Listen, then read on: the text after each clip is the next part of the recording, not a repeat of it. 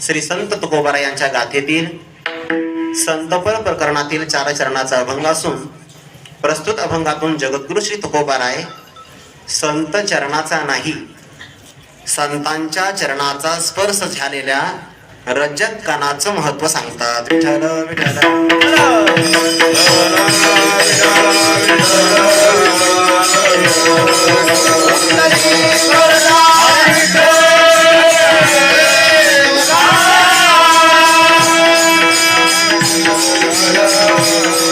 या अभंगावर काहीच चिंतन करण्यापूर्वी 2 शब्दाचा परिहार देणं फार महत्वाचं आहे.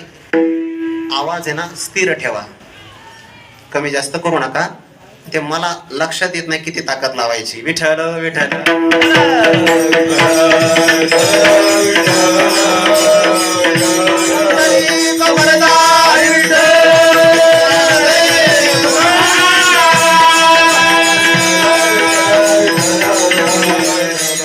या अभंगावर काही विवेचन करण्यापूर्वी 2 शब्दाचा परिहार देणं महत्वाचं आहे. आपल्या वारकरी संप्रदायामध्ये काही पर्वकाळ सांगितले. पर्व विशेष भागवत धर्मी, नृसिंह जयंती राम नवमी, वामन जयंती जन्माष्टमी, उत्तमोत्तमी शिवरात्र, 5 पर्वकाळ सांगितले. प्रत्येक महिन्याचे 2 एकादशीचे व्रत आणि वर्षभरामध्ये येणारे 5 पर्वकाळ. या पर्वकाळाच्या व्रताचं अनुष्ठान जी मंडळी करतात तीच खऱ्या अर्थाने भागवत धर्माचं परिपालन करणारी वैष्णव मंडळी आहे. बऱ्याच लोकांचा संभ्रम असा असतो की ते रामनवमीला दुपारीच जेवतात, 12 वाजता जन्म साजरा करतात प्रभू रामचंद्रांचा आणि दुपारीच जेवतात. हे चालत नाही. रामनवमीचा उपवास एकादशी प्रमाणेच केला पाहिजे. उद्या परवा येणारी शिवरात्र ही एकादशी प्रमाणेच केली पाहिजे. जन्माष्टमी सुद्धा रात्री 12 वाजता सोडायची नसते, दुसऱ्या दिवशी पारणं सोडायचं असतं. वामन जयंती आणि नृसिंह जयंती असे आणखीन 2 पर्वकाळ आपल्या संप्रदायामध्ये महत्वाचे मानले आहेत. या पर्वकाळाचं अनुष्ठान करणं मम पर्वानुमोदनम. भागवतामध्ये भक्ताची लक्षणं प्रतिपादन करत असताना जे उत्सव साजरे करण्याकरता सांगितले त्यामध्ये जयंत्यादी उत्सवाला आणि शिवरात्रीच्या उत्सवाला अनन्यसाधारण महत्व, आणि म्हणून त्याच अनुषंगाने आपण विचार करून आपण सगळे पारमार्थिक पथिक आहोत, परमार्थाची साधना करणारे आपण आहोत. आणि तशीही आपली भारतीय संस्कृती ही उत्सव प्रधान संस्कृती आहे. विठ्ठल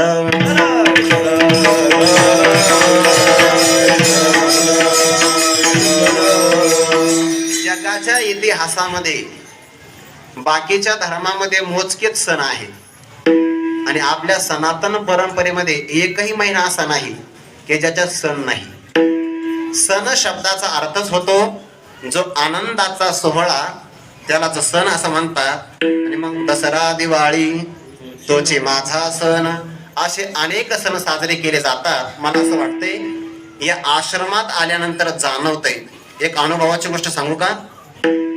आम्ही प्रवास केलाय, त्यात सकाळी एक कीर्तन झालं, पाठही झाला, प्रवासही झाला आणि दशमीचा उपवास आहे. थोडासा शीण वाटला होता प्रवासात, पण तुम्हाला बघून शीण निघून गेला. या वातावरणातली प्रसन्नता आहे. विठ्ठल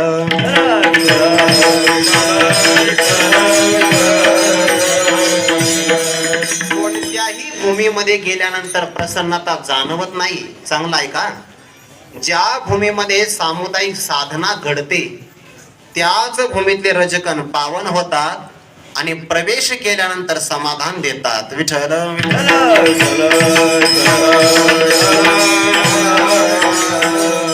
अर्थात निष्काम कर्मयोगी श्री संत जीवनेश्वर काळूबाबा यांचं हे पदस्पर्शाने पावन झालेलं क्षेत्र आहे. अर्थात हा आश्रमच आहे आणि जो श्रमाचं अपहरण करतो त्यालाच तर आश्रम असं म्हणतात. या ठिकाणची मला सेवा प्राप्त झाली. या सेवेकरिता परमार्थातल्या साधनेचा अनुभव घेणारे एक व्यक्तिमत्व. शरीरातले कितीही कष्ट असू द्या, साधनेच्या माध्यमातून त्यावर विजय संपादन करता येतो. याचं मूर्तिमंत उदाहरण कोण असेल तर हरिभक्ती परायण वसंत महाराज थोरविषयी. विठ्ठल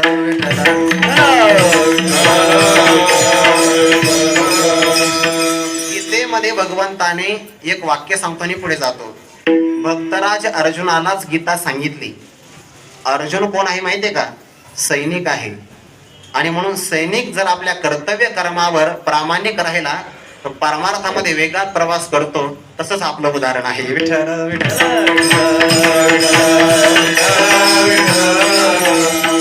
आमचे ज्येष्ठ गुरुबंधू हरिभक्तीपरायण विवेक महाराज मृदंगाची साथ करतात. माझ्यापेक्षा ज्यांची फार मोठी साधना आहे, अशी वयाने तपाने ज्ञानाने सेवेनं ज्येष्ठ असणारी अनेक मंडळी माझ्या दुतर्फा उभी आहे. त्यांच्याही चरणारविंदी मी अभिवादन करतो. उपस्थित माता भगिनी यांच्याही चरणी अभिवादन करतो. माझ्या आवडीचा विषय आहे. लहान मुलं मी पाठीमागे आवाहन केलं, कीर्तनाला घेऊन येत चला, झोपले तरी चालते. आणि ज्यांना मी झोपेचं आवाहन केलं ती मुलं आज आपल्याकरता टाळ घेऊन उभा आहेत. विठ्ठल विठ्ठल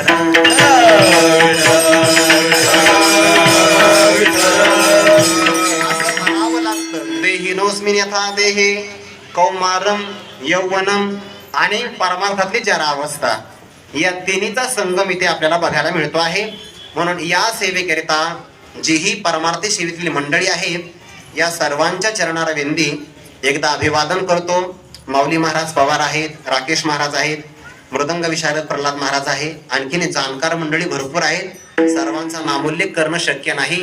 संतांचंही अधिष्ठान आहे आणि धर्मरक्षक राजांचंही इथं अधिष्ठान आहे, छत्रपती शिवाजी महाराजांचं. म्हणून सर्वांच्या चरणारविंदी एकदा अभिवादन करून मी माझ्या सेवेला प्रारंभ करतो. मस्तक माझा पायावरी, मस्तक माझा पायावरी,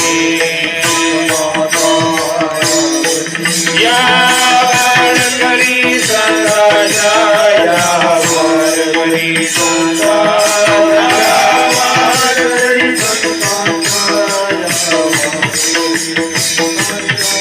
या वारकरी संतांच्या,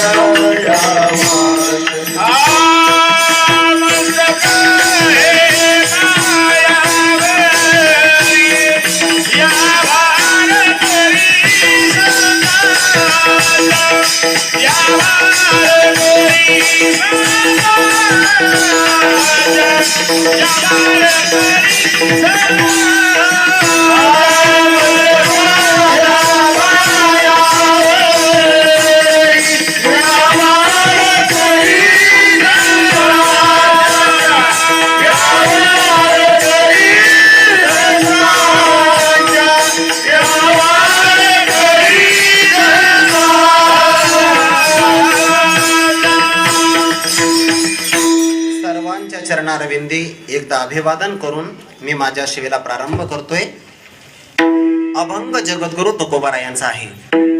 हा अभंग संतपर प्रकरणातला आहे आणि प्रस्तुत अभंगातून जगद्गुरु श्री तुकोबाराय संत चरणाचं महत्व सांगत नाही, संतांच्या चरणाचा स्पर्श झालेल्या रजत कणाचं महत्व प्रतिपादन करतात. अर्थात त्यातून प्राप्त होणाऱ्या फलाचा निर्देश करतात.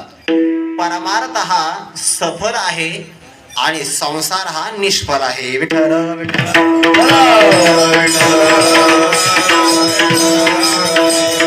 आपण प्रयत्न करत असताना ज्यातून आपल्याला काही ना काही फल प्राप्ती होईल अशा सफल असणाऱ्या भागाकडे लक्ष दिलं पाहिजे. एखाद्या व्यक्तीने कितीही काटकसरीने, चोखपणाने आणि दक्षतेने संसार जरी केला तरी त्याला अनुफळ मिळेलच असं मात्र सांगता येत नाही. स्वतः ज्ञानोबाराय 15व्या अध्यायामध्ये प्रतिपादन करतात. यया फळना चुंबिता फुलना तुरंबिता, जे काही पंडुसुता ते रुखची हा. या संसाराला कोणत्याही प्रकारचं फळ नाही, फळच नाही, यात नवल नाही, याला फुल सुद्धा नाही. कारण व्यवहारामध्ये एखाद्या वेलीला फळ लागायचं असेल तर त्याच्या अगोदर त्याला फुलं लागावी लागतात, फुलाच्या नंतरच फळं लागतात, हा नियम आहे. पण संसाराला फुलही नाही आणि संसाराला फळही नाही, याचा अर्थ संसार निष्फळ आहे. विठ्ठल विठ्ठल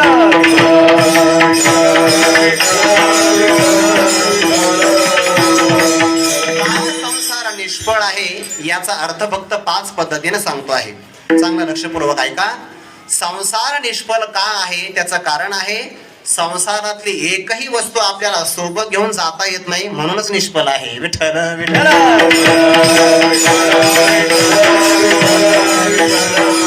संसारात मनुष्य 5 प्रकारच्या गोष्टी संपादन करतोय. चांगलं आहे का बरं का? व्यवहारामध्ये मनुष्य धन संपादन करतो, पशु संपादन करतो, लोकांचा संपर्क संपादन करतो, आपले नातेवाईक संपादन करतो आणि धर्म संपादन करतो. यापैकी फक्त एक गोष्ट घेऊन जाता येते, बाकीच्या गोष्टी घेऊन जाता येत नाही. ज्या घेऊन जाता येत नाही त्यांचा समावेश संसारातच आहे, म्हणून निष्फळ आहे. धनानि भूमो पशवश्च गोष्टी भार्या गृहद्वारी जनस्मशाने देहश्चितायां परलोक मार्गे कर्मानुगो गच्छति जीव एकाः. एक गोष्ट माझ्याकडून राहिली, देह संपादन करतो आहे. मनुष्याने धन संपादन केलं, त्याला घेऊन जाता येत नाही. विठ्ठल विठ्ठल.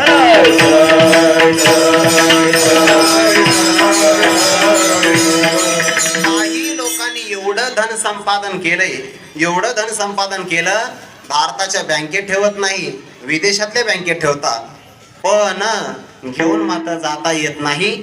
मी जास्त विस्ताराने यामध्ये घुसत नाही, कारण आपलं याही बँकेत जास्त नाही आणि त्याही बँकेत अजिबात नाही. विठ्ठल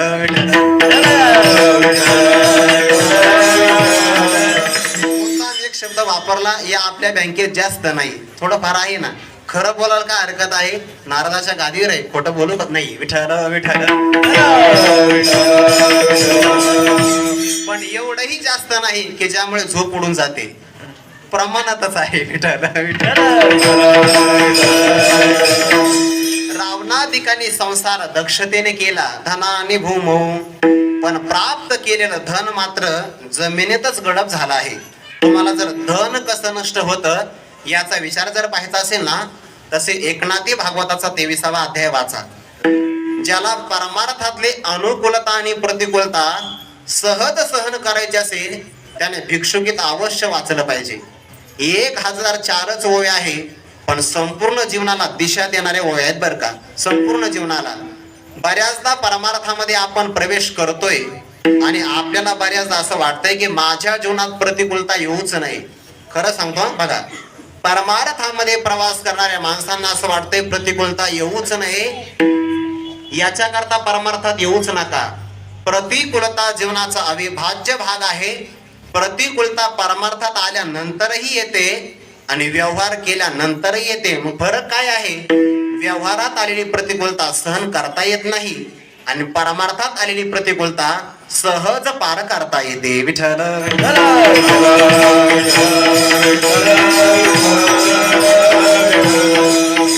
प्रतिकूलता येते आहे, सगळ्या प्रतिकूलता येतात आणि प्रतिकूलतेबरोबर लढा कसा द्यावा हे जर समजावून घ्यायचं असेल तर श्रीमद भागवताचा 11व्या स्कंधातील 23वा अध्याय, ज्याला भिक्षुकीत असं म्हणतात, अवश्य वाचा.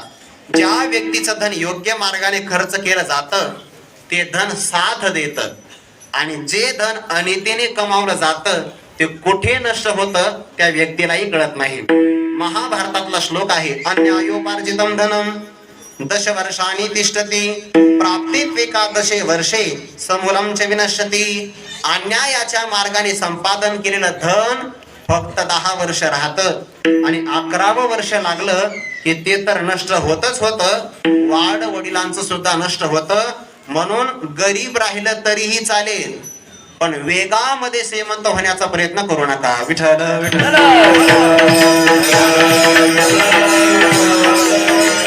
प्रामाणिकपणाने मनुष्य हळूहळू श्रीमंत होईल आणि अनितीच्या मार्गाने लवकर श्रीमंत होईल, पण अतिशय वेगाने जाणाऱ्या गाड्या बऱ्याचदा अपघातात दगावतात. विठ्ठल विठ्ठल.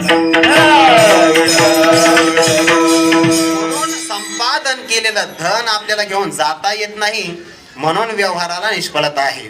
धनानि भूमो पशवश्च गोष्टी, अनेक पशु संपादन केले ते गोठ्यातच राहतात. जनस्मशाने, लोकांचा संग्रह संपादन केला ते फक्त स्मशानापर्यंत येतात. देह संपादन केला चितेपर्यंत सोबत येतो. लग्न झालेली स्त्री आहे घराच्या दरवाजापर्यंतच आहे. या 5 गोष्टी आपल्या बरोबर येतच नाही, फक्त मनुष्याचा धर्म त्याच्या बरोबर येतो. नुसता धर्म येत नाही, अधर्म सुद्धा येतो. धर्म म्हणजे पुण्य आणि अधर्म म्हणजे पाप. उपलक्षणाने भाग असा घ्यायचा, जसं की वासरू आलं की गाय बरोबरच येते, तसा धर्म आणि अधर्म सोबतच येतात. म्हणून जे सोबत नेता येईल तेच कमवलं पाहिजे. विठ्ठल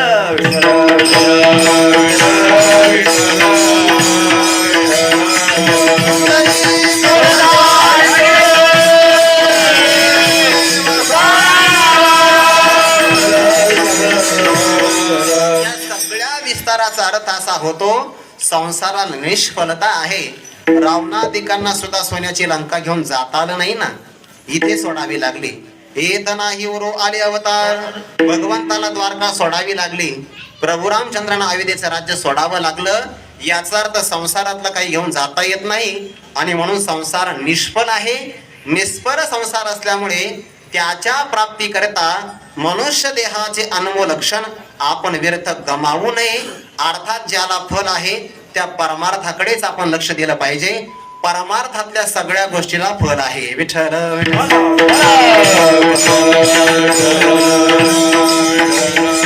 फल आहे याचा अर्थ लाभ आहे. परमार्थातल्या सगळ्या गोष्टीला फल आहे. संतांचं दर्शन झालं तरीही फल आहे. संत दर्शनी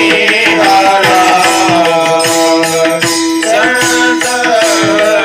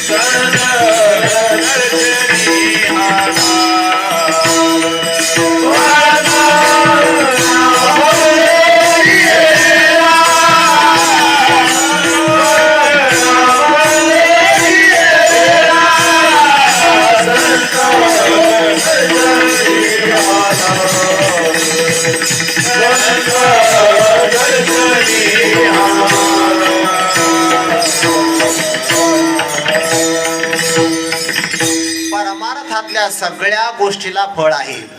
भगवंताच्या नामस्मरणाला फळ आहे. परमार्थातल्या देव दर्शनात फळ आहे आणि परमार्थातल्या संतांच्या दर्शनातही फळ आहे.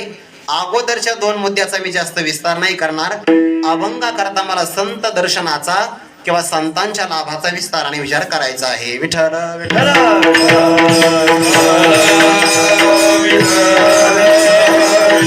नामस्मरणाला फळ आहे दोन प्रकारचं.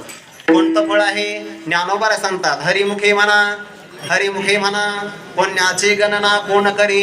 पुण्य प्राप्त होतं हे नामस्मरणाचं सकारात्मक फळ आहे. आणि जातील जन्मांतरीचं पाप हरि उच्चारणी अनंत पाप राशी जातील लयासी सत्यानंतर क्षण मात्रे. अर्थात तृण अग्निमेळे समरस झाले तैसे नामे केले जपता हरी. हे भगवंताच्या नामस्मरणाचं फळ आहे. म्हणून परमार्थातलं नाम सफल आहे. विठ्ठल विठ्ठल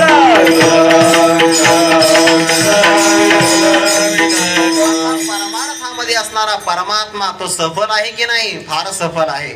भगवंताचं आगमन झालं गोकुळामध्ये. कार्याचं कीर्तन नाही, संदर्भ देऊन पुढे जातो आहे.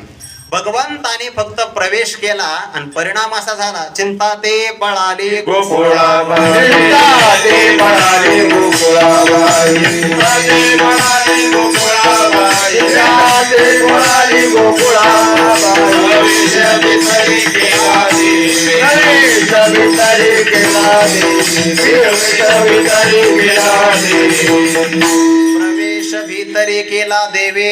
काय तुकोबारांचे शब्द आहे बघा. गोकुळाच्या बाहेर चिंता पळून गेली का? कारण भगवंताने गावाच्या आतमध्ये प्रवेश केला. चांगला आहे का? भगवंताने गोकुळ नावाच्या गावात प्रवेश केला तर चिंता पळूनच जाते. आणि त्याच परमात्म्याने हृदयाच्या गावात देहाची गावालिया या गावात प्रवेश केला तर चिंता राहत नाही. ज्याला चिंता राहते समजून घ्यावं देवाने अजून प्रवेश केला नाही. विठ्ठल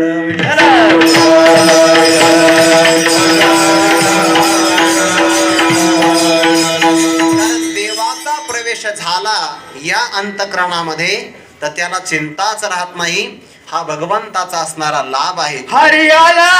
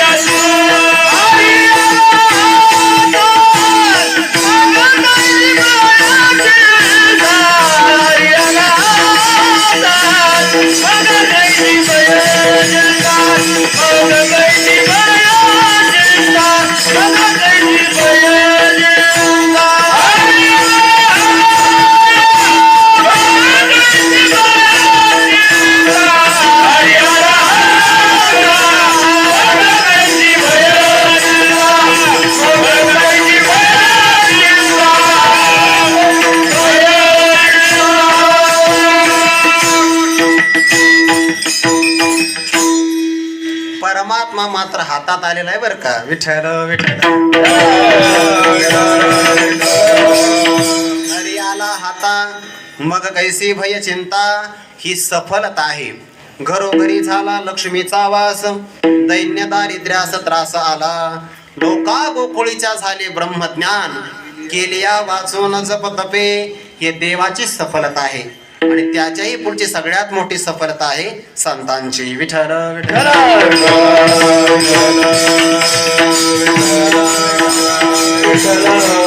म्हणून तर देवर्षी नारदजीने भक्ती सूत्रामध्ये असं म्हटलं आहे, तदेव साध्यताम तदेव साध्यताम. संतांचा संघ सर्वात मोठा आहे आणि म्हणून त्याच संतांच्या संगतीला साध्य करण्याचा मनुष्याने प्रयत्न करावा. आता संतांचा संघ 3 प्रकारचा आहे. महत्संगस्तु दुर्लभः अगम्यः अमोघश्च. 3 प्रकारचा आहे. विस्तार ना काय आहे, विस्तार तुम्हाला माहिती आहे. एक तर महापुरुषांचा संघ होतच नाही. अहो साधकही भेटत नाही तर सिद्ध महात्मा भेटणं त्याच्यापेक्षा पुढचं आहे. याचा अर्थ संतांचा संघ दुर्लभ आहे. यदा कदाचित संघ प्राप्त झाला तर संत रूपाने कळतीलच हे सांगणं कठीण आहे. अगम्य स्वरूपाचा आहे, कळत नाही. पण संतांचा संघ झाला तर तो निष्फळही जात नाही. त्या संघाचे अनेक प्रकार आपल्याला सांगता येईल. संत आपल्या जीवनात कसेही प्राप्त होऊ द्या तरी ते आपल्याला काही ना काहीतरी फल प्रदान करतात. त्यांचा संघ कधी व्यर्थ जातच नाही, कसाही होऊ द्या. ज्ञानोबारायचं एक उदाहरण आपल्या समोर देतोय. ज्ञानोबाराय म्हणतात परीस नावाचा दगड. आता हे ध्वनी क्षेपक आहे की नाही, याला माईक म्हणतात इंग्रजी भाषेत. मराठीमध्ये ध्वनी क्षेपक. ध्वनी क्षेपक फेकणार आहे ना, हा आवाज लोखंडाचा आहे. पण या असणाऱ्या लोखंडाच्या खालच्या भागाला जर परिसाचा स्पर्श झाला तर दुसऱ्याही भागाला याचं सोन्यामध्ये रूपांतर होतं. तरी लोहे कांशे झगटलिया परिसे. एरीकडे आपैसे सुवर्ण होय. सगळीकडे त्याचं सोन्यात रूपांतर होतं. याचा अर्थ परिसाचा स्पर्श कसाही जरी लोखंडाला झाला तर लोखंड राहत नाही, त्याचं सोन्यात रूपांतर होतं. नुसतं शांत लोखंड राहिलं तर नवल नाही. ते लोखंड परिसाला मारण्याकरता जरी आलं तरी परिसाचा स्पर्श झाल्याबरोबर त्याचं सोनच होतं. अगावरी फोडावयाची लागी. लोह मिळो का परिसाचे अंगी. काजी मिळते प्रसंगी सोन्याची होईल. तसा संतांचा संघ कसाही जरी झाला तरी तो सफलच होतो, निष्फळ जात नाही. विठ्ठल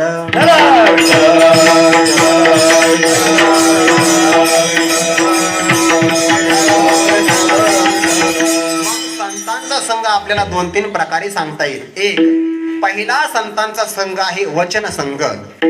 दुसरा संतांचा संघ आहे स्पर्श संघ, वचनाचा संघ, स्पर्श संघ.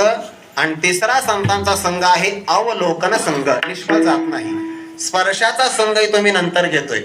पहिला संतांचा संघ आहे वचन संघ, तो निष्फळ जात नाही. ज्ञानोबा 13व्या अध्यायामध्ये बोल सांगतात, एकतर संत कोणाला बोलतच नाही, पण जर प्रार्थना केली तर मग असे बोलतात, तैसे साचा निमवाळ मितुले आणि रसाळ शब्द जैसे कल्लोळ अमृताचे. श्रवण करणाऱ्या व्यक्तीला असं वाटतंय की जणू काही माझे आई वडीलच माझ्याशी बोलत आहेत. हे संतांचं वचन आहे. त्या संतांच्या वचनाचा आणखीन एक विषय सांगतो जो कुठेच आपल्याला अनुभवाला येत नाही. ज्ञानोबाराय म्हणतात संत नंतर बोलतात, पहिल्यांदा संतांचं प्रेम प्रगट होतंय. चांगला आहे का? पुढा स्नेह पाजरे मागा चालते अक्षरे शब्द पाठी अवतरे कृपा आधी. संतांचा स्नेह पुढा आहे, पुढे नंतर शब्द आहे. अगोदर कृपा आहे आणि नंतर शब्दाचा अवतरण आहे. त्या संतांचा शब्द सहज जरी बोलले तरी आपल्याला उपदेश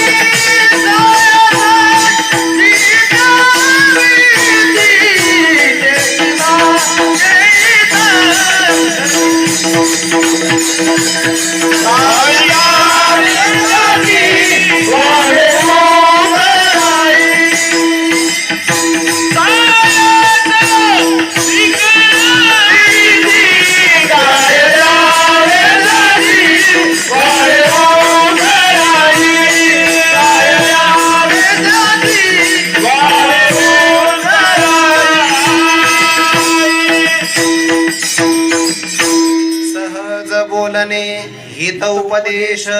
संतांचं वचन व्यर्थ जात नाही. तुकोबऱ्यांचा आणखीन एक भाव फार गोड आहे. संतांचे वचन वारी जन्म दुःख मिष्टान्न ते भूक निवारण. संतांचं वचन व्यर्थ जात नाही. लटके वचन नाही देही उदासीन. अर्थ करत असताना असा अर्थ करायचा, वाचताना अभंग असाच वाचायचा, लटके वचन नाही देही उदासीन. पण अर्थ करताना मात्र असा करायचा, लटके वचन नाही देही उदासीन. विठ्ठल विठ्ठल.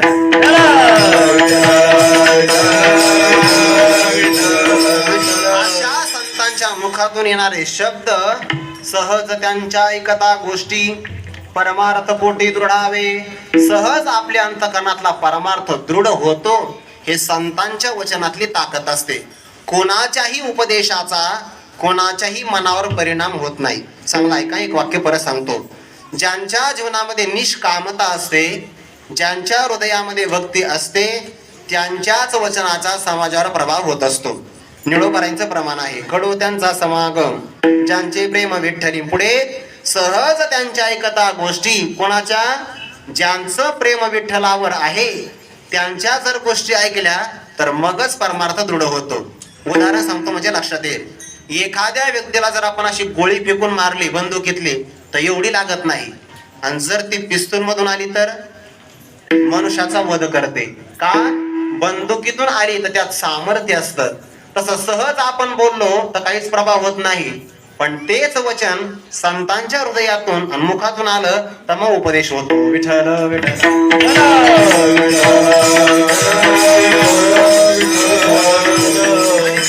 संतांचं वचन हे सामान्य स्वरूपाचं नाही.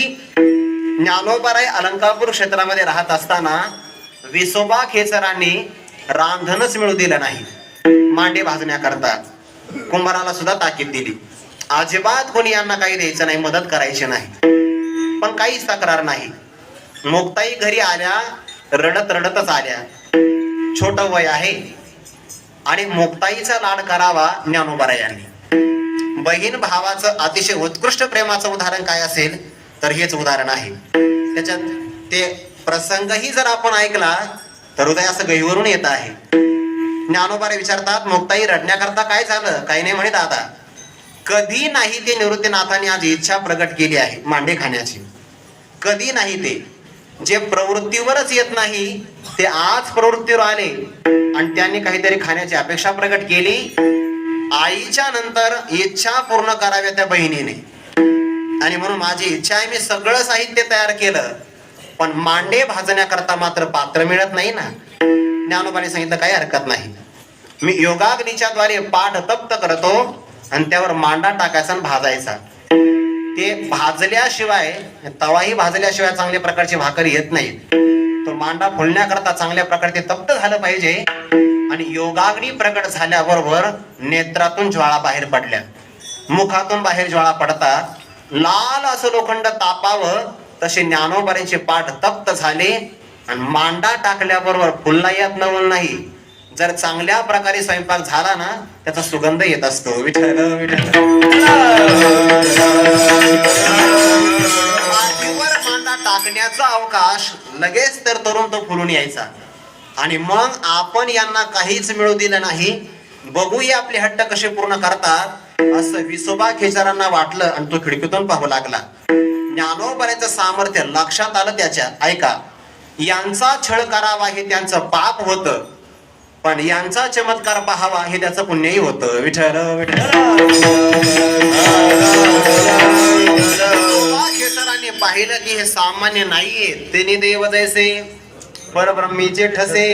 आणि मग यांचा आपण विनाकारण छळ केला, आता प्रसाद मिळालाच पाहिजे.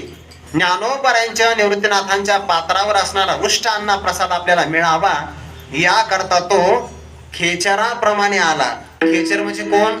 ज्यांना वाईट गती प्राप्त होते, भूत प्रेत पिशाच, यांना खेचर असं म्हणतात.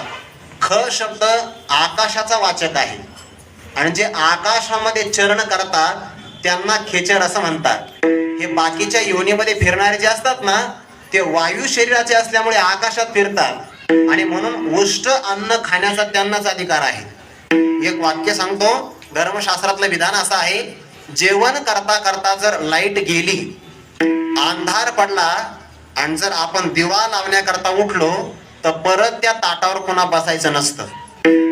कारण ते अन्न उष्ट झाल्यामुळे आणि आपण उठून गेल्यामुळे आपल्या अधिकाराचं नसतं, त्याच्यावर अधिकार भूत प्रेत पिशाचांचा होत असतो. जरी आपल्याला असं वाटलं की मी जेवतो तर तसं होत नाही, ते जेवतात, त्यांचं उष्ट मग आपण खातो. विठ्ठल विठ्ठल. जोपर्यंत दिवा लागत नाही तोपर्यंत ताटाला हात लावायचा, गायत्री मंत्राचं स्मरण करायचं किंवा रामकृष्ण हरी मंत्र म्हणायचा. दिवा लावला की मग पुढचा पुन्हा पहिल्यापासून सुरुवात करायची. म्हणजे अर्ध जरी झालं तर पहिल्यापासून सुरुवात करायला काय हरकत नाही. तसा हा सुद्धा अशुभ असणारं अन्न सेवन करण्याकरता आला. आणि मग त्याला ज्ञानोबाला म्हटले, अरे खेचराप्रमाणे काय वागतो परता सर? सहज बोलले. परता सर, परता म्हणजे पलीकडे, सर म्हणजे सरक, पलीकडे सरक. सहज शब्द निघून गेला मुखातून. तर विसोबा खेचर नुसते पलीकडे सरकले नाही, स्थूल देह, सूक्ष्म देह आणि कारण देह याच्याही पलीकडे गेले. विठ्ठल विठ्ठल.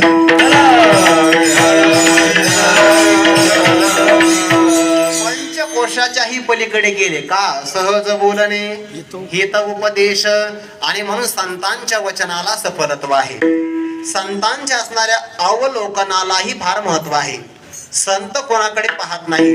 ज्ञानोबा म्हणतात, संत का कुणाकडे पाहत नाही? त्यांना असं वाटतं जर आपण रोखून कुणाकडे पाहिलं तर न जाणो त्यांच्या हृदयातल्या परमात्म्याला आपली नजर खोचू शकते, म्हणून पाहत नाही. काय भाव आहे? काजे भूती वस्तू आहे ती रूपोषके विपाये, मनोनिवासन पाहे बहुत करुणी. पण असाही एखाद्या प्रसंगाने संतांनी एखाद्यावर कटाक्ष टाकला तरी चंद्रबिंबो निधारा निगती नवती गोचरा, परी एक सरे चकोरा निगती दोंदे तैसे प्राणिया होई. जरी तो काही वास पाहे तया अवलोकनाची सोये कुर्मीही नेणे. चंद्राचा उदय झाला तर त्यातून पाझरणारा अमृत सामान्य लोकांना कळत नाही, पण चकोर मात्र पुष्ट होतो.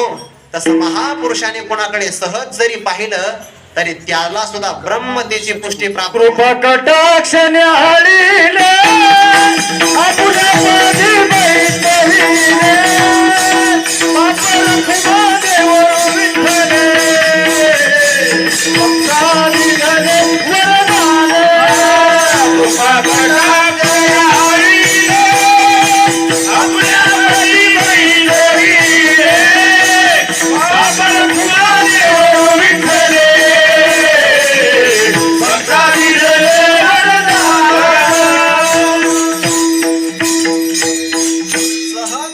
संतांनी कृपा कटाक्ष टाकला आपल्या पदे बैसविले ब्रह्मस्वरूपाच्या पदावर अभिषिक्त करतात. सहज बोलले उपदेशाची प्राप्ती आहे. सहज अवलोकन केलं आपल्या पदावर अभिषिक्त करणं आहे. आणि तिसरा महत्वाचा भाग आहे संतांचा स्पर्श. संतांचा स्पर्श होतो तो दोन प्रकारे. संत कोणाला हाताने स्पर्श करतात किंवा संत कोणाला पायाने स्पर्श करतात. वास्तविक कोणाला पायाने संत स्पर्श मुद्दाम करतच नाही, सहज चालले की मग त्यांच्या पायाचा स्पर्श होतो. विठ्ठल विठ्ठल. ज्ञानोबराय म्हणतात हात पडली आधी जे. संतांचे फक्त 3 कारणाकरता हात पुढे सरसावतात. कोणत्या करता? हाताहाची सराव जे जोडी जाते. हातांना एकच सराव आहे की कुणालाही हात जोडावे, नमस्कार करावा किंवा नाभिकारा उचली जे. अरे अजिबात घाबरू नको, मी आहे ना पाठीशी, या करता हात उचलतात. किंवा हात पडली आधी जे, जो खाली पडला आहे त्याला उचलण्याकरता संत हात देतात. हा हाताचा स्पर्श आहे. आणि संतांचा स्पर्शातला आणखीन एक प्रकार आहे पदस्पर्श. ज्ञानोबराय म्हणतात संत चालू लागले त्यांच्या पायाचा स्पर्श कसा होतो. उदाहरण फार गोडे, थोडं चांगलं आहे का? उदाहरण चांगलं आहे का? व्यवहारामध्ये असं आहे की प्रत्येक प्राण्याकडे मातृत्व आहे. प्रत्येकाकडं. स्त्रियांकडे तर विशेष रूपाने मातृत्व आहे. पण याला अपवाद फक्त स्त्रिया नाही, निसर्गातले पशु आणि पक्षी यांच्यामध्ये स्त्री भाग जो आहे त्यांच्याकडे सुद्धा मातृत्व आहे. आणि मग त्यातला एक प्राणी आहे मांजर. ज्ञानोबाने तो प्रकार घेतला आहे. असं म्हणतात की ती मांजर जेव्हा आपल्या पिल्लांना जन्म देते 10 ते 12 घरी ती पिल्लांना ठेवत असते, रक्षण व्हावं यासाठी. थोडं चांगलं आहे का? विठ्ठल विठ्ठल.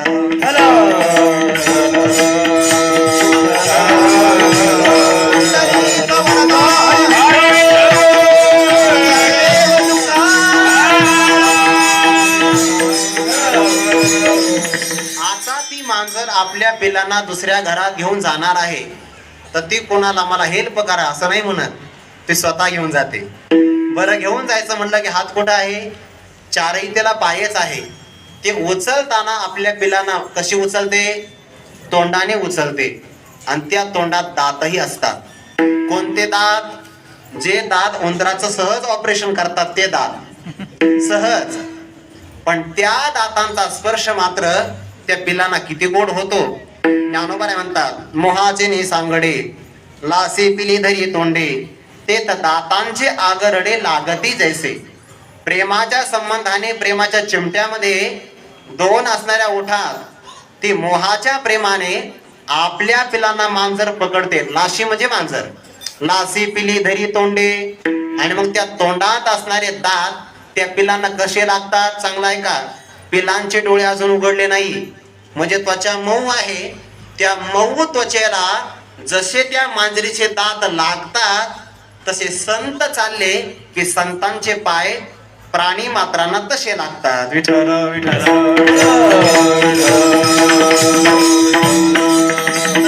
मार्दवे पाय भूमीवरी निशित जाय लागती तेत होय जीवा सुख. अर्थात हा संतांचा हस्तस्पर्श स्पर्श आहे आणि चरणाचा स्पर्श आहे. चरण स्पर्श जरी प्राप्त झाला तरी मोक्षच आहे. सगळ्या प्रकारचा भाव आहे. पण एवढंच थांबू नका.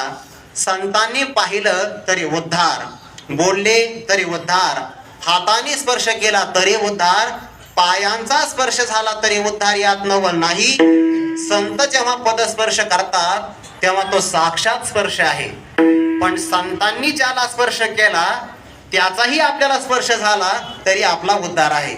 मग संतांचा चरण लागला तरी भाग्यच आहे. नाही, संतांच्या चरणाचा रज लागला तरी आपलं भाग्यच आहे. संतांचा चरण रज लागला तर काय फळ मिळतं? अभंगाच्या पहिल्या चरणाच्या उत्तरार्धात वासनेचे बीज जडोनी जाय, वासनेचे बीज जडोनी जाय, वासनेचे बीज जडोनी जाय, वासनेचे बीज.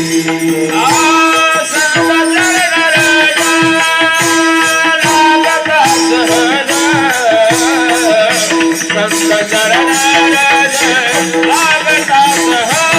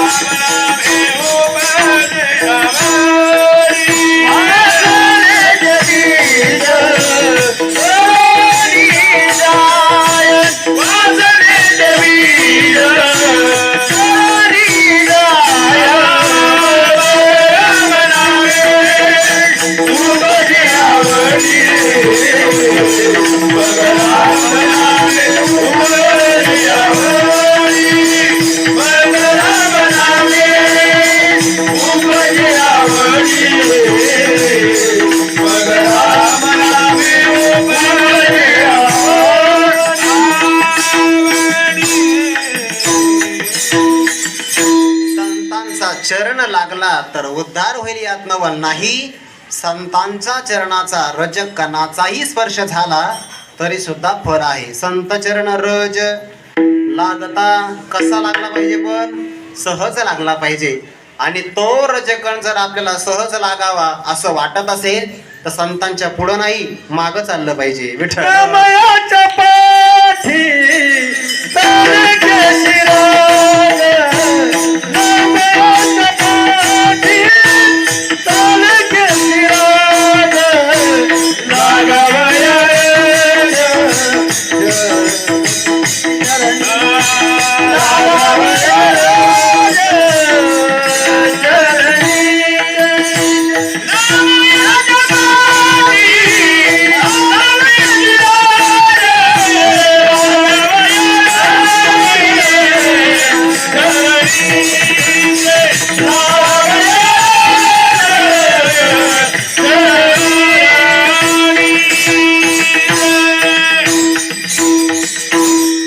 प्रमाण दिला ना, मी त्याला ओवी आणि ते श्लोक देतो आता. विठ्ठल विठ्ठल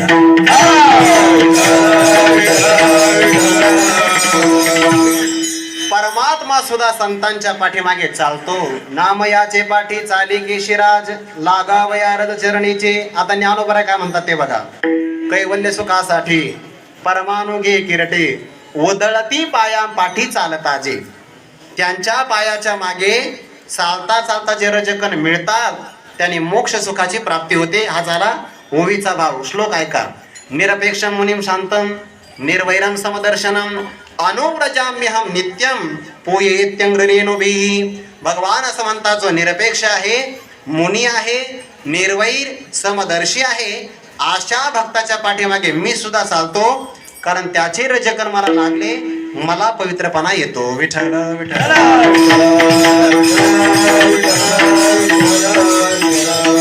असे रजकण सहज लागण्याकरता मागेच चाललं पाहिजे बर का. मागे चाललं पाहिजे. संतांच्या पुढे गेलं तर रजकण लागत नाही, मागे चाललं पाहिजे. विठ्ठल विठ्ठल सामर्थ्य काय हो, रजकण सहज लागला, सहज जाणून बुजून नाही, सहज जरी लागला. वासनेचे बीज जळून जाय, अंतःकरणातल्या वासनेचे बीज सहज जळून जातात. कशाला म्हणतात वासना? थोडं चांगलं ऐका. वासना शब्दाचा अर्थ होतो वास्य मानत्वात वासना. ज्या वास करतात, राहतात त्यांना म्हणतात वासना. जीव अनुकूल किंवा प्रतिकूल विषय भोगत असतो. विषय निघून जातात पण विषयाचे सूक्ष्म संस्कार मनात राहतात, त्याला म्हणतात वासना. विठ्ठल विठ्ठल एखादा व्यक्ती जेवायला बसला, चांगला ऐका बरं का. प्रिय भाविक व्यक्तीच्या घरी जेवायला बसला. जेवता जेवता तो पाणी फिरवतो आणि काय म्हणतो, मागच्या वर्षी तुमच्या घरी आंबेरस खाल्ला होता. आंबेरस मागेच निघून गेलाय पण आठवण झाली ही वासना आहे. विठ्ठल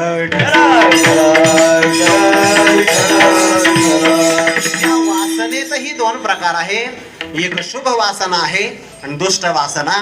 परमार्थाला प्रतिबंध करते ते दुष्ट वासना, ते जळून गेली पाहिजे. आणि सहाय्य करते ते शुभ वासना वाढली पाहिजे. जन्म घेणे लागे वासनेच्या संगे तेची झाले अंगे, हरे रूप वासनेचा संग होई अंतकाळी. प्रमाण आपल्याला पाठ आहे.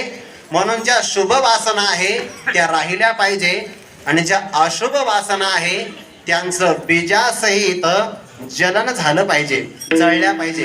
एक भाव सांगतो आणि पुढे जातो. वासना तीन प्रकारच्या बरं का. शास्त्रामध्ये आलेल्या वासना तीन प्रकारच्या. एक आहे शास्त्र वासना, दुसरी आहे देह वासना आणि तिसरी आहे लोक वासना. या तिन्ही वासना जोपर्यंत जात नाही तोपर्यंत परमार्थ परिपूर्ण होत नाही. विठ्ठल विठ्ठल. कशाला म्हणतात शास्त्र वासना? शास्त्रीयच भाग आहे. अनेक प्रकारचं शास्त्र मी पाठ करेन, त्याचं अनुष्ठान करेन आणि लोकांवर वजन टाकेल, याला शास्त्र वासना म्हणतात. ही शास्त्र वासना नसावी, कारण ही शास्त्र वासना बंधनात टाकणारी आहे. शास्त्र हे वजन टाकण्यासाठी नाहीये, शास्त्र हे आपला अहंकार घालवण्यासाठी आहे. विठ्ठल विठ्ठल. म्हणून शास्त्र वासना घातक आहे. त्याच्या पुढची वासना आहे देह वासना.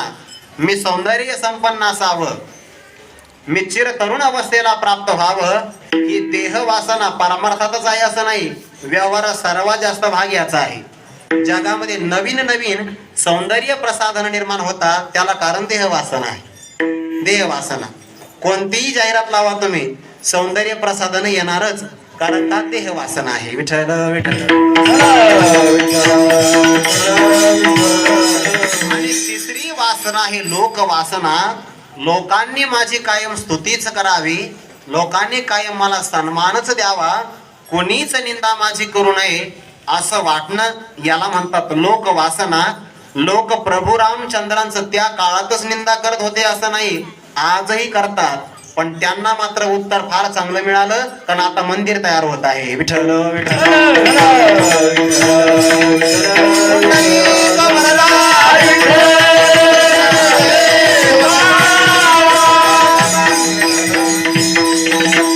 आता आपल्याला एकदा मंदिर तयार झालं की अयोध्येला जायचंय, आणि आता पहिलं वाराणसीला जाऊन या, कारण विश्वनाथ कॉरिडॉर तयार झाला आहे. विठ्ठल विठ्ठल. हे लोक वासना आहे. प्रभू रामचंद्रांच्या सुद्धा लोक अनुकूल झाले नाहीत, आपले काय होणार आहे? लोक वासना, देह वासना, शास्त्र वासना प्रतिबंधक आहे. आणि याचं मूळ बीज काय असेल? आत्मस्वरूपाचं अज्ञान आहे. आणि संतांच्या चरणराजाचा स्पर्श झाला तर नुसत्या वासना जळत नाही, त्याचं बीजही जळून जातं. याला कारणासहित कार्याची आत्यंतिक निवृत्ती असं म्हणतात. बीज नुसतं गेलं नाही पाहिजे, जळालं पाहिजे. जे शेंगदाणे भाजले जातात ते फक्त खाण्याच्या उपयोगी असतात, पेरण्याच्या नाही. तसं वासनेचं बीज जळालं की त्यातून पुन्हा नवीन वासना अंकुरित होऊ शकत नाही. काय संतांचं सामर्थ्य आहे, वासनेचे बीज जळून जाय. आणि मग एकदा देह वासना, लोक वासना, शास्त्र वासना या बीजासहित जळून गेल्या तर मग प्रतिबंधाची निवृत्ती होते. आणि प्रतिबंधाची निवृत्ती झाली तर मग काय होतं? मग राम नामे उपजियावरी, मग राम नामे उपजियावरी, मग राम नामे उपजियावरी, मग राम नामे उपजियावरी.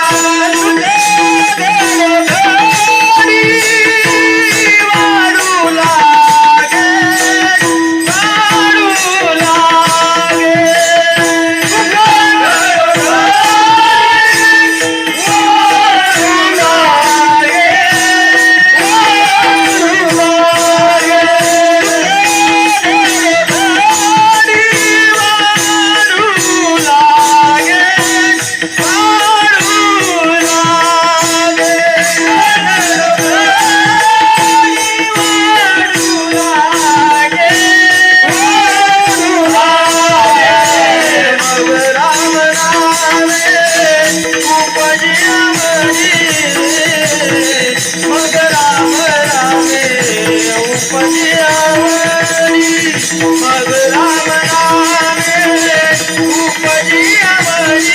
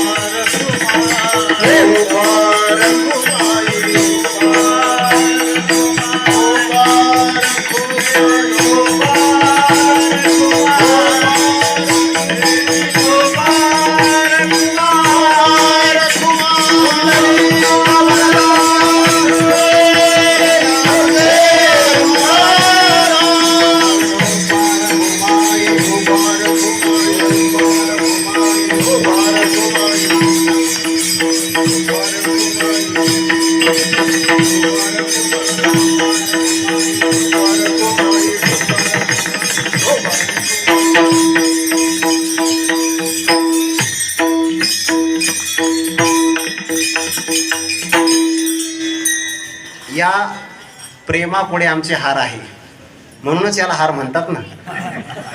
यातली प्रत्येक पाकळी तुमचा आशीर्वाद समजून स्वीकार करतो. विठ्ठल विठ्ठल.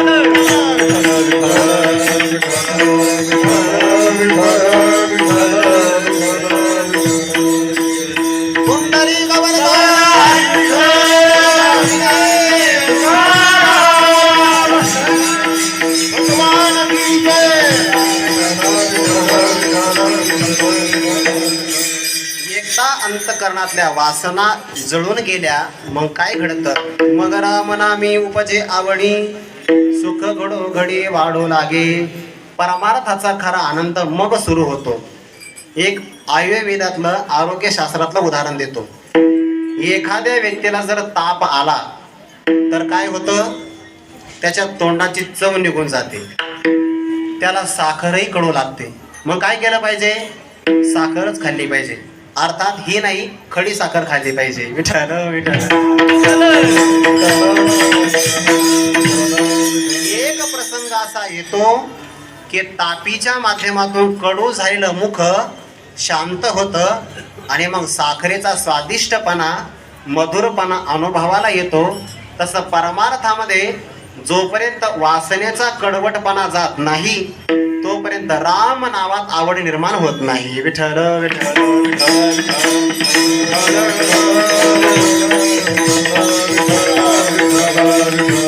मग राम नामी उपजे आवडी, सुख घडो घडी वाढू लागे. प्रत्येक क्षणाक्षणाला हे सुख वाढू लागतं. व्यवहारातलं सुख क्षणाक्षणाला घटतं आणि परमार्थातला आनंद क्षणाक्षणाला वाढतो. पहिल्या दिवसापेक्षा दुसऱ्या दिवशी जास्त समाधान वाढतं. हे वाढत वाढत जातं काल्यापर्यंत, आणि काला झाला की मग करमत नाही का?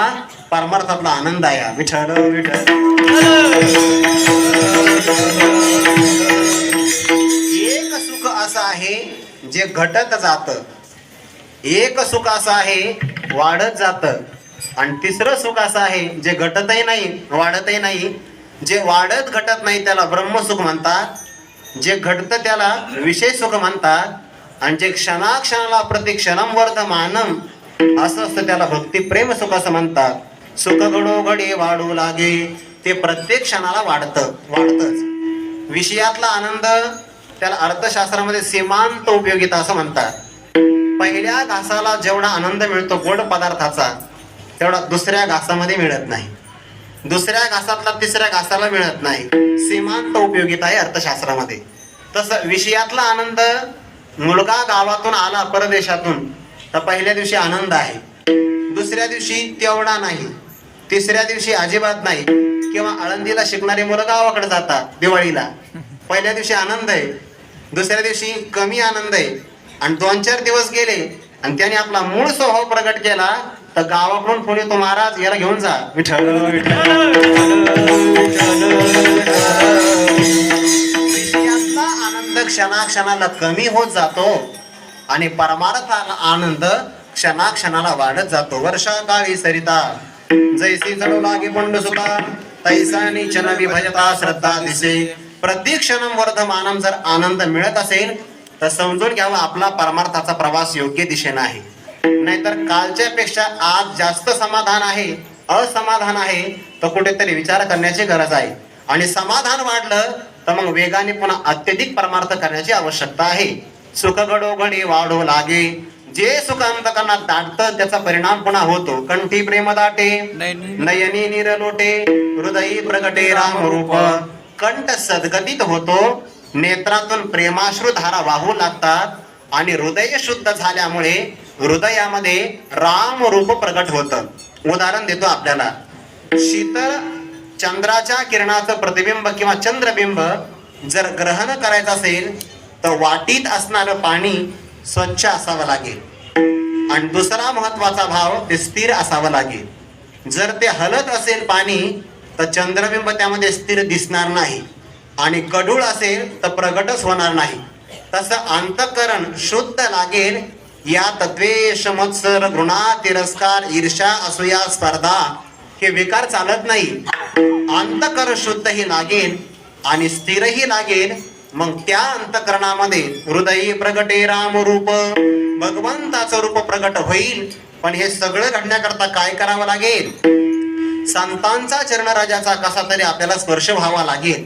मग वासना बीजासहित जळून जातील. राम नावात आवड निर्माण होईल. सुख घडोघडी वाढवू लागेल. अष्ट सात्विक भाव दाटून येतील. पण याकरता संतांचे चरणरज लागले पाहिजे.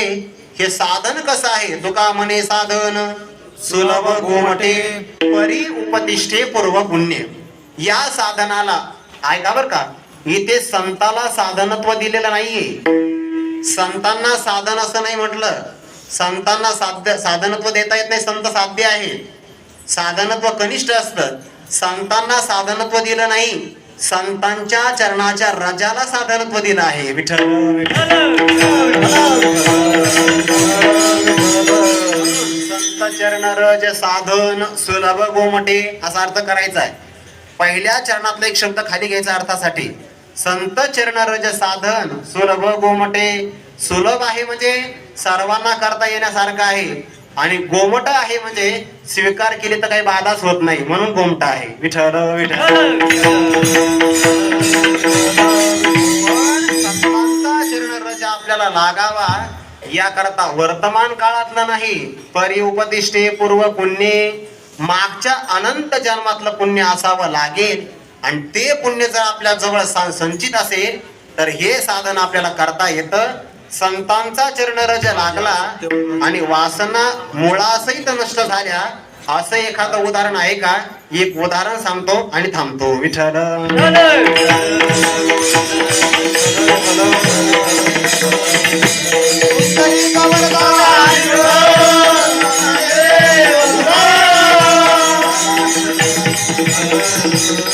आपण आपल्या परमार्थाची किंवा अखिल वारकरी संप्रदाय ज्यांच्या कृपा आशीर्वादाने आपली परमार्थाची प्रवास साधना करत आहे असे संत श्री निवृत्तीनाथ महाराज यांच्या चरणराजाचा स्पर्श झाला. एका महात्म्याच्या सगळ्या वासना जुळून गेल्या. कोण महात्मा आहे? उदाहरणामध्ये पुढे सांगतो. पैठण क्षेत्रामध्ये निवृत्तीनाथ महाराज, ज्ञानोबाराय, सोपान काका, आदिशक्ती मुक्ताई माता ही चारही भावंड शुद्धीपत्र आणण्याकरता गेली. नावाची चेष्टा झाली. ज्ञानोबाने रेड्यामध्ये सुद्धा माझा आत्मा असं सांगितल्यानंतर सगळ्यांनी सांगितलं, तुमचा आणि त्याचा आत्मा जर एक असेल तर तुम्हाला वेदाचं ज्ञान आहे. आणि जसं तुम्हाला वेदाचं ज्ञान तसं तुमचा आत्मा जर त्याच्यात असेल तर त्यालाही वेदाचं ज्ञान असलं पाहिजे. बोलवा. ज्ञानोबाने सांगितलं, पण कोणता बोलवायचा? कारण वेद 4 आहे. त्यांनी सांगितलं ऋग्वेद अतिशय कठीण आहे, बोलवा. ज्ञानदेव म्हणे बोल रे ऋग्वेद, ओंकार मूळ शब्द प्रणवाचा, रेड्यामुखी वेद बोलविला. हस्तकृपा केली. रेड्याच्या मुखातून वेदाचा घोष बाहेर पडू लागला आणि मग सगळे आवाज झाले. हे सामान्य नाही म्हणे. यांची जर निर्बुद्ध असणाऱ्या रेडेश्वरावर सत्ता चालते तर याचा अर्थ ईश्वरी अवतार आहे. पुढचं सांगायचंय मला ते ऐका. आता जेव्हा ही घटना घडली तेव्हा दोन ब्राह्मणांनी ती घटना पाहिली आणि तापी तीरावर आश्रम करून राहणाऱ्या चांगदेव महाराजांच्या समोर जाऊन सांगितली. विठ्ठल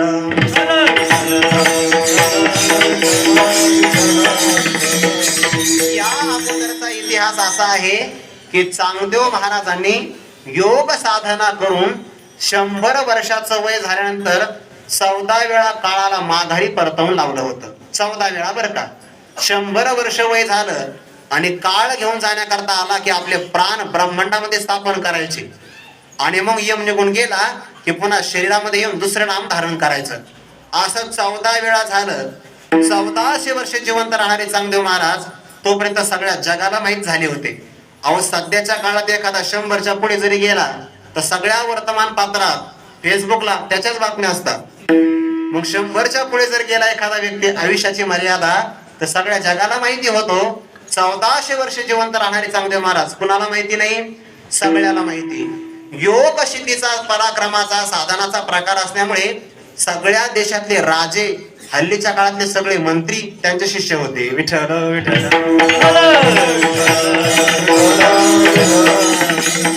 आणि पराक्रम योग सिद्धीचा असा आहे जे जया पाहिजे ते आहे रे. ज्याला जे लागेल ते चांगदेव महाराज द्यायचे आणि जे ज्याला पाहिजे ते त्याला मिळतं असं जेव्हा लोकांना कळतं तेव्हा सगळे लोक त्यांच्याकडे गर्दी करतात. सगळ्या लोकांची गर्दी चांगदेव महाराजांकडे आणि मग त्यांनी तापी तीरावर एक आश्रम स्थापन केला. सकाळी काकडा, पण काकड्यात वर्णन पांडुरंगाचं नाही, चांगदेव महाराजांचं. दुपारी नित्यनेमाचं भजन चांगदेव महाराजांचं, संध्याकाळी हरिपाठ चांगदेव महाराजांचा, कीर्तन त्यांच्यावरच, भागवत कथा त्यांचीच. विठ्ठल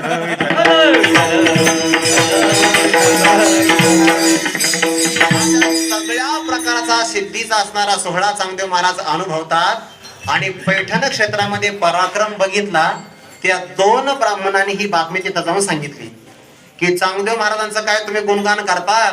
अहो लहान लहान वयांचे निवृत्तीनाथ महाराज, ज्ञानोबाराय, सोपान काका, आदिशक्ती मुक्ताई माता हे 4 भावंड पैठणला आली आणि रेडेश्वराच्या मुखातून वेद बोलवला. बाकीच्या लोकांनी बातमी दाबण्याचा प्रयत्न केला पण खरी बातमी दबत नसते. ते कधी ना कधी बाहेर येतेच आणि मग चौकशी होते. विठ्ठल विठ्ठल. चांगदेव महाराजांनी सांगितलं त्यांना पुढे घेऊन या. काय बातमी ऐकली? अभूतपूर्व काय घडलं सांगा. त्यांनी सांगितलं रेडेश्वराच्या मुखातून वेद बोलवला अशी पैठण क्षेत्रामध्ये बातमी घडली. आणि मग चांगदेव महाराजांचं ज्योतिषशास्त्र तयार होतं. ज्योतिषशास्त्रामध्ये एक प्रश्न लग्न नावाचा विधी आहे. आपण गणित मांडायचं आणि ते जर तंतोतंत जुळलं तर आपण जे ऐकलं ते खरं असतं. त्यांनी ते प्रश्न लग्न नावाचा विधी मांडला, गणित जुळलं. सांगितलं शिष्यानं आजपासून आपली आरती बंद. म्हणे का हो, काय झालं गुरुजी, रागवले का? रागवले नाही म्हणे. आपल्यापेक्षा अधिकाराने मोठी असलेली माणसं जर आली तर आपण सहज त्यांच्याकरता जागा खाली केली पाहिजे. चांगदेव महाराजांचा चांगुलपणा. विठ्ठल विठ्ठल. बाकीच्या शिष्यांना असं वाटलं की गुरुजी बहुतेक आपल्यावर रागवले आहे म्हणूनच सगळे उपचार बंद केले. चांगदेव महाराजांनी सांगितलं तसं नाही म्हणे. आपल्यापेक्षा जर मोठी आली तर आपण पूजा करून घ्यायची नसते. माझ्यापेक्षा वयाने लहान आहे पण अधिकाराने मोठे आहे. मला आज तागात हे जमलं नाही. एखाद्या रेडेश्वराच्या मुखातून वेद बोलवावा. लोकांनी सांगितलं महाराज यांच्यावर पुढे तुम्ही विश्वास ठेवता, पैठण क्षेत्राला एखादं पत्र पाठवा. आणि मग चांगदेव महाराजांनी पत्र पाठवलं. पैठण क्षेत्रामध्ये पत्र आलं. सगळ्या पैठणच्या विद्वान लोकांनी त्या पत्राला नमस्कार केला. चांगदेव महाराजांचा नमस्कार वेगळाच पण पत्र चांगदेव महाराजांचा आहे, पत्रालाच नमस्कार. फार मोठी गावाची रास केली त्यावर ते पत्र ठेवलं. सर्वांचा साष्टांग नमस्कार. आणि मग चांगदेव महाराजांची आज्ञा की ही बातमी खरी आहे का? पैठणच्या लोकांनी बातमी ऐकली आणि सांगितलं हा चमत्कार पैठण क्षेत्रामध्ये झाला. आठवला. सगळ्यांच्या नेत्रातून अश्रुधारा वाहू लागल्या आणि पुन्हा प्रत्युत्तर दिलं, महाराज तुम्ही जे ऐकलं ते खरंच आहे पण ती मंडळी आता पैठण मध्ये नाही, ते आळंदीकडे गेली आहेत.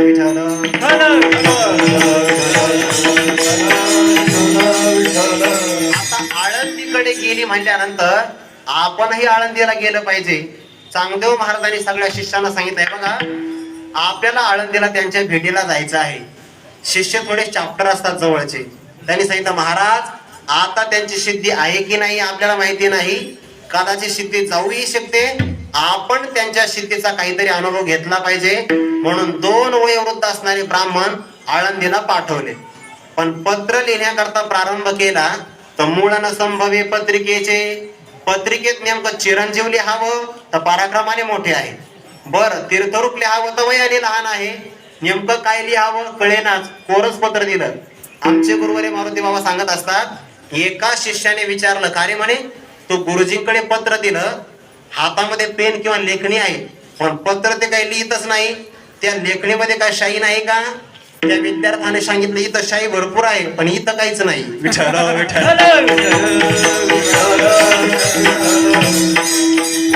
पत्र पाठवलं आणि ते पत्र घेऊन जेव्हा आले त्यांनी स्वतःचा कोणताही परिहार दिला नाही. आणि मुक्ताईने सांगितलं दादा हे चांगदेव महाराजांचे 2 शिष्य आहे आणि आपल्याकडे उत्तर घेण्यासाठी आले. तिथेच थंडगार झाले, कारण आपण आपला परिचय न देताही यांना कळाला. आणि मग कोरं पत्र आहे तर अंतकरणच कोरं आहे. 65व्या ओव्याचं पत्र पाठवलं, कारण 14 विद्या आणि 64 कला यात चांगदेव महाराज निष्णात होते. ऐका, 14 विद्या आणि 64 कला आहे म्हणजे शास्त्र वासना आहे. सगळे देशोदेशीचे राजे आहेत म्हणजेच लोकवासना आहे. आणि मी अमर असावं 14 वेळा काळाला माघारी लावलं देह वासना आहे. विठ्ठल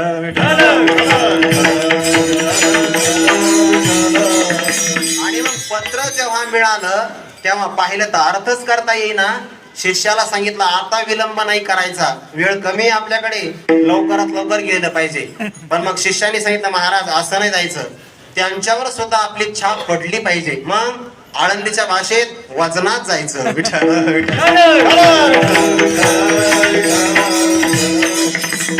एका वाघाला स्तंभित केलं आणि सर्पाचा चाबूक केला. व्याघ्र सर्प प्रांजळे केले की वाघावर बसले आणि हातात चाबूक घेतला. चांगदेव महाराजांचे 1400 शिष्य सुद्धा असेच होते, त्यांनी सुद्धा वाघ पकडून आणले. त्या काळात संख्या मोठी होती, आता कमी झाली. ते सर्पही आणले आणि मग ते आकाश मार्गाने निघाले. चांगदेव महाराज सर्वात वरती, त्यांच्या खाली मुख्य 1400 शिष्य, बाकीचे नवीन अनुग्रहित ते त्यांच्याही खाली. आणि मग राजे मंत्री संत्री हे रस्त्याने, सगळे आकाश मार्गाने निघाले. आता ऐका, पृथ्वीवर सगळ्या प्रकारचा हल्ला पडलो. चांगदेव महाराज आळंदीला जाण्याकरता निघाले. सगळ्या देशोदेशीला बातमी, सगळ्या देशातले राजे स्वागताकरता हजर, कारण आपले गुरु येणार आहे, त्यांच्या प्रसादाने आपल्याला काही ना काही प्राप्त होणार आहे. सगळे स्वागता आले आणि मग हे केंदूर पाबळ मार्गे आळंदीला येण्याकरता निघाले. तर मग काही असणारे मंडळी, महत्वाचे असणारे 2 ब्राह्मण, ज्ञानोबराय निवृत्तीनाथ महाराज, सोपान काका, आदिशक्ती मुक्ताई माता यांना निरोप देण्यासाठी सामोरे आले. विठ्ठल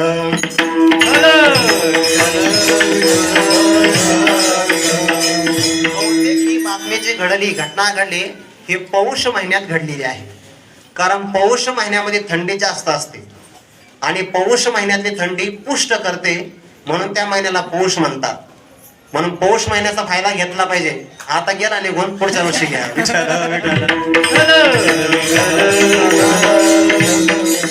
आपल्या मराठी महिन्याला नाव सुद्धा विनाकारण नाहीये, त्यात फार मोठा अर्थ आहे. जो पुष्ट करतो त्याला पौष म्हणतात, म्हणून आपल्याकडे त्याला गुलाबी थंडी म्हणतात, आहे की नाही? हे पुष्ट करते बघा. पौष महिन्यातलं सकाळचं कोवळं ऊन आपल्या अंगावर पडावं याकरता ही 4ही संत भावंड एका जुन्या पडक्या भिंतीवर बसलेली. आणि तेवढ्या ते चांगदेव महाराजांचे शिष्य आले. आता पुढे ऐका बरं का, चांगला ऐका.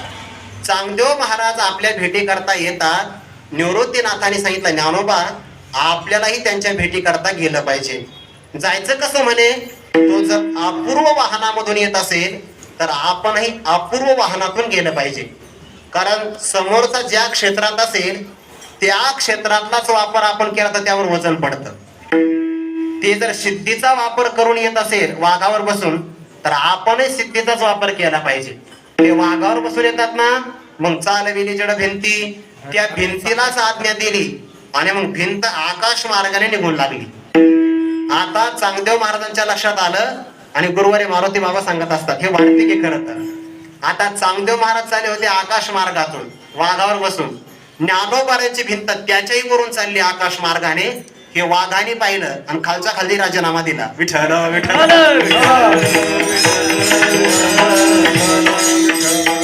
जाणो ही जर भिंत आपल्या अंगावर पडली तर आपलं काय होईल? वाघ गेला निघून. आणि मग चांगदेव महाराजांच्या लक्षात आलं, भिंतही थांबली आणि चांगदेव महाराजही थांबले, साष्टांग नमस्कार केला. आता पुढे ऐका. निवृत्तीनाथ महाराज, ज्ञानोबराय, सोपान काका, आदिशक्ती मुक्ताई माता यांच्या चरणाचा स्पर्श चांगदेव महाराजांना झाला नाही. मग या चारही मंडळीच्या चरणाचा स्पर्श झाला भिंतीला, म्हणजे रजकणाचा. रज आहे की नाही, त्या भिंतीचा स्पर्श झाला जमिनीला आणि त्या जमिनीला नमस्कार केला चांगदेव महाराजांनी. तिन्ही प्रकारच्या वासना जळून गेल्या. संत चरण रज लागता सहज, वासनेचे बीज जळून जाय. मग राम नामे उपजे आवडी, सुख घडोघडी वाढू लागे यथामती यथावकाश. या पर्व काळाचा औचित्य साधून या हरिनाम सप्ताहातील एक सेवा करण्याचा प्रयत्न केला. बोलण्याच्या ओघामध्ये काही चुकलं असेल मोठ्या अंतकराने क्षमा करा. योग्य असेल ते सगळं आमच्या गुरुजनांचा म्हणून स्वीकार करा. ज्ञानेश्वर माऊली